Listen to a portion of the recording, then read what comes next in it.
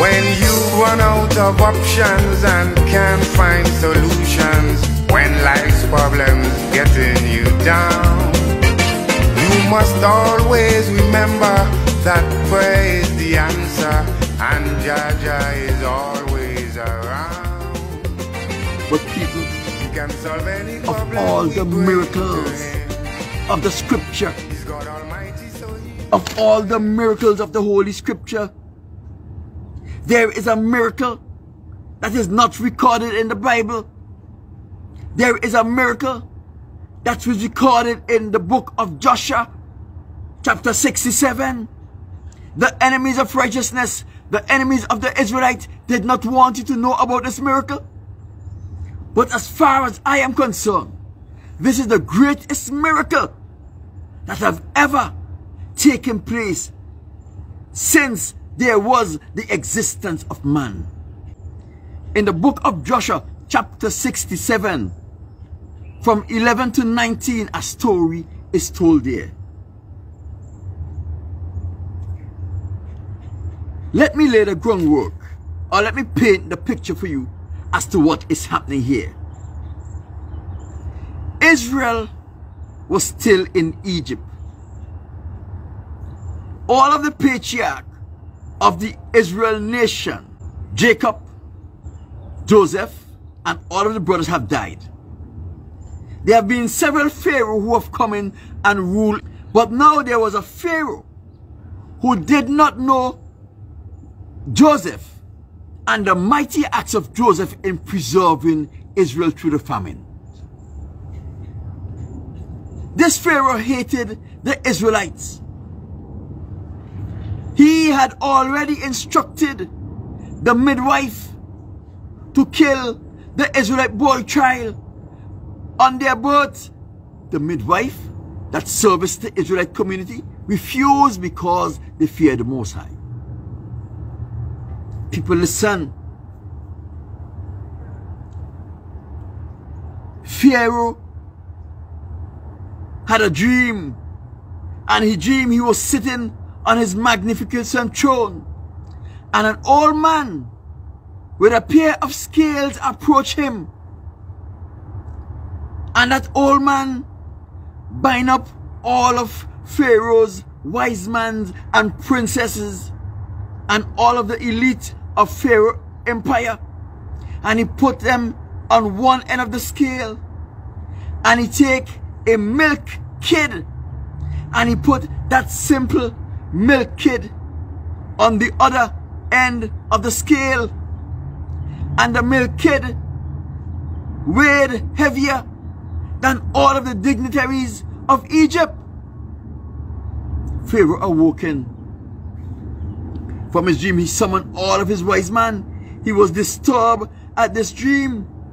Why would this milk kid weigh more than all of the princes and governors and the elite of Egypt? So he called all of his wise men. He said, "This was my dream. Tell me, what is the meaning of this?" Balaam, people, we only know Balaam from the Bible when Balak hired him to curse the Israelites. But Balaam have been a thorn in the side of the Israelites since he was in Africa. But here he's showing up again. Let us go to verse 18 and 19 of the book of Joshua, chapter 67. This is what it says. And Balaam the son of Beor answered the king and said unto him, "This means nothing else but a great evil that will spring up against Egypt in the later days. For a son will be born to the Israelites, who will destroy all of Egypt and its inhabitants, and bring forth the Israelites from Egypt with a mighty hand." Pharaoh wanted to know, how can I prevent this thing from happening? This is not in the Bible. This is in the Holy Scripture in the book of Joshua, chapter 67. So Balaam, who is a politician, who was vying to be Pharaoh's chief counselor, he don't have his idea what to do. He said, Pharaoh, call your 2 chief counselors, hear what they have to say, and then I will tell you what is the best course of action to take. So we go down to 26. Pharaoh calling Ruel the Midianites and Joab the Israelites, his 2 main counselors. And he said, listen to me. You heard what I dreamt. You heard the interpretation of my dream, that a son will be born to the Israelites. And that son is going to be a pain in my side and in the side of Egypt. He is going to destroy us. Tell me what we ought to do to prevent this from happening. The first one to speak was Ruel the Midianite. Ruel answers what he says. 26. May the king live, and may the king live forever. If it seems good to the king, let him desist from the Hebrew. Leave them, and let him not stretch forth his hands against them. And Ruel the Midianites went on to give Pharaoh a history of how the God of heaven favors the Israelites. He told them what have happened in the past and how God has preserved the Israelites over many generations. But Pharaoh did not want to hear that. Let us go down to verse 40. This is Ruel still speaking. Now therefore, if it seems good in the eyes, cease, stop from destroying the children of Israel. But if it is not your will that they dwell in Egypt, send them forth from here, that they may go back to Canaan, the land where they sojourn of the ancestors, and let them live there. This make Pharaoh angry. This make Pharaoh angry, and Ruel was shamed in his presence, and he left in shame. Then Pharaoh said to Job, his other wise man, he said, Job, what you have to say? Job see how Pharaoh behaved with Ruel. All Job said, Pharaoh, you are in charge of Egypt. Anything you want to do, it is in your power to do it. Do unto the Israelites as you see fit. Balaam began speaking. He says, Pharaoh, I have the perfect plan to destroy the Israelites. He said, if you try to burn them in a fiery furnace, it won't work. Why? Because Nimrod tried to destroy their father Abraham by burning him in a fiery furnace, and his God delivered him. He said, Pharaoh, if you're going to try to use a sword against them and fight against them in war, you would fail. Because when Isaac was only a child, the Most High delivered him from the sword and provided a lamb in its place. He said, Pharaoh, if you're going to try to destroy them with hard labor, you're going to fail. Because Jacob served Laban in all manner of hard and rigorous labor, and he still prospered. Then he says, Pharaoh, I have the plan. I have the right plan. None of the Israelites has been tested in this manner. He said, throw every newborn Israelite into the Nile River. Let's go down to 52, 51. And the king ordered a proclamation to be issued in the land and to make throughout the land of Egypt, saying, every male-born child of the Hebrew from this day shall be thrown into the water. And Pharaoh called all of his servants, saying, go now and seek throughout the land of Goshen. Remember, Goshen is where the Israelites inhabited since Jacob entered into Egypt. He said, now go into Goshen, where the children of Israel are, and see that every son born to the Hebrew shall be cast into the river, but the daughter you shall let them alive. 53. And when the Israelite children heard this thing, which Pharaoh hath commanded, to cast their male children into the river, some of the people separated themselves from their wives in order to adhere to their meaning. The men leave their wife because they were not going to get their wives pregnant, so that their wife would have to cast their sons into the river.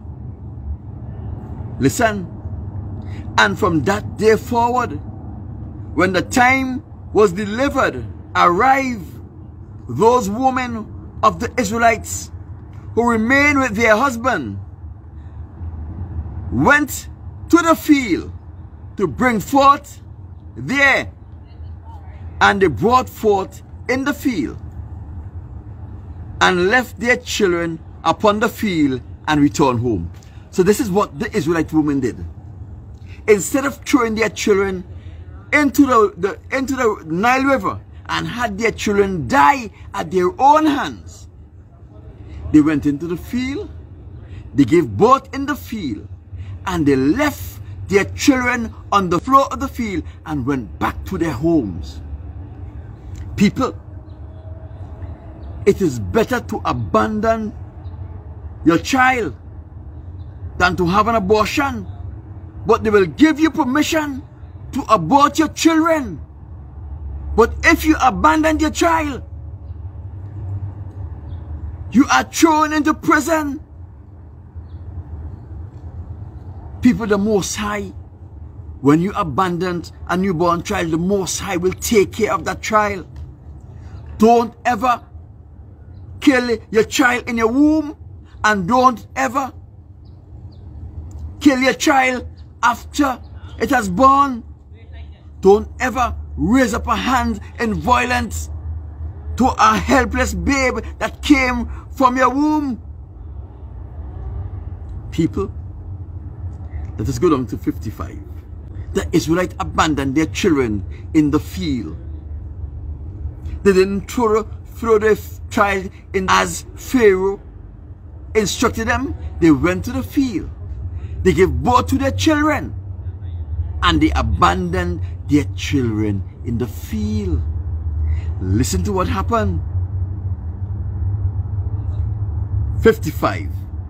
The book of Jasher, chapter 67, verse 55. And we're going to read on from there. And the Lord, who swore to their ancestors to multiply them, sent one of his ministering angels, which are in heaven, to wash the child in water, to anoint the child's body, and to sway or to wrap the child in layers of garments, and to put into his hands 2 smooth stones. Listen to this, people. To put into that newborn hands 2 smooth stones, from one of which it will suck milk, and from one it will suck honey. And he, the Most High, caused the hair of the child to grow down to its knees, by which it might recover itself, to comfort it, and to cleave to it through his compassion. So hear what the Most High do. The Most High sent one of his angels to the field. That angel's responsibility was to wash the child with water, to anoint the child, and to wrap that child into layers of garment. The angel put 2 smooth stone into the child, into each hand of the child. From one stone, the child will suck and get milk like he's sucking on the breast of his mother. And from the other stone, the child will get honey. That means the nutrients, the security, and the social and emotional welfare of the child was being taken care of by the Most High. People, that is not the whole story. Let us go down to the book of Jasher, chapter 67, verse 56. Then God ordered the earth to receive them and to preserve them until the time of their growing up. So what happened? The earth opened up, and that child with his long hair, clean, with its anointed body wrapped in garment, was taken into the bowels of the earth. The earth received them and they keep them there until they were grown up. People, they had milk from one stone, they had honey from the other stone. While they were in the bowels of the earth, they were fed, they were nurtured, they had the security of the bowels of the earth to ensure that it did not come out dysfunctional. And when they were grown up, the earth opened its mouth and vomit them up. And they came up and they returned to their homes. They knew who their mother was, they knew who their father was, and they knew exactly where they were living. What a mighty God we serve! What an awesome God we serve! The God who even chose to protect the abandoned newborn of the Israelite mother. People, what a mighty God we serve! To reach him it's easy, he doesn't charge any fee. All you got to do is to get on your knees. People, get on your knees, I'm begging you please. Get on your knees.